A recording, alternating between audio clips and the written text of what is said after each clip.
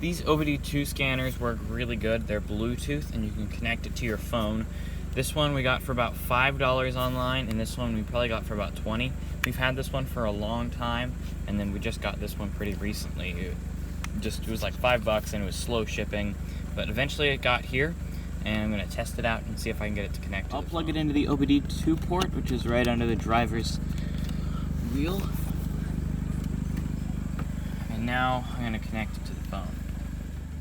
I just connected the Bluetooth to the phone and it worked great. I just went into the settings and connected it, and you can see it's displaying our real-time revs.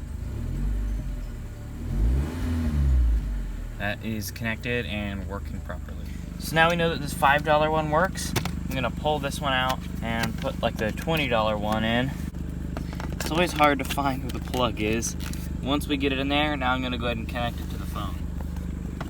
And now I have it connected to the $20 one, and you can see it's picking up the real-time information just fine. I've got the $5 one back in the car. I'm going to show you how to connect to it. So first we're going to go into the settings, and then we're going to find Bluetooth settings. We'll have different devices here that are already paired. We'll click the scan button. It'll go through and find available devices to connect to. Now it's kind of confusing because there's two devices called OBD2. That's because we have two different scanners. I'm going to try the first one here. We'll see if this is the one that's actually plugged into the car. If it's able to pair. Okay, so that's that one. We want to do the bottom one. Okay, so now it'll say enter the device's pin. It says it's usually 0, 0, 0, 0, or 1, 2, 3, 4. In this case, it's 1, 2, 3, 4. We'll click OK, and then it'll go ahead and pair. Just give it a second. There we go. And while I'm here, I'm just going to go into the settings of this device, and I'm going to rename it OBD2, and then I'll name it like $5, just temporarily, so we know which one this is. Now if we go back into the Torque app, it says everything's connected. If we go to real-time information, it has our real-time information. To check the fault codes, on the home screen here, you click the fault codes. It has the check engine with a little lightning bolt through it. You click that, and then you click on the little magnifying glass, and then it'll start loading, and then it gives you a progress bar, 3%, 4%, and it's going to go through and just scan, and then whenever it finishes, it'll tell you if you have any fault codes in your engine. The app I'm using right now is Torque Pro. I think it's a $3 or $4 app, which is not very expensive. It's about the average price of an app on the App Store.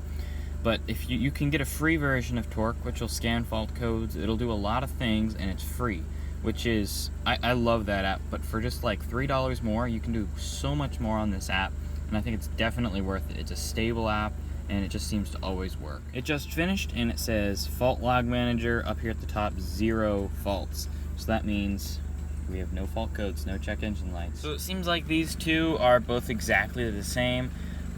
I think there's no difference between them except the price. They both connected to the phone just fine.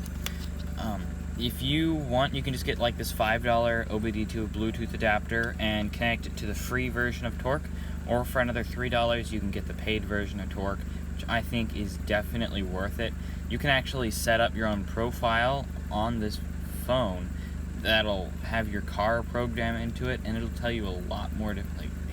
It's really cool what's on this app. You just explore in here. There's a map view, test results, graphing.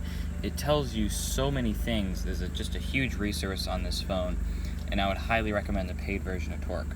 So I hope you guys found this video useful. If you did, don't forget to like and subscribe, and we'll see you next time.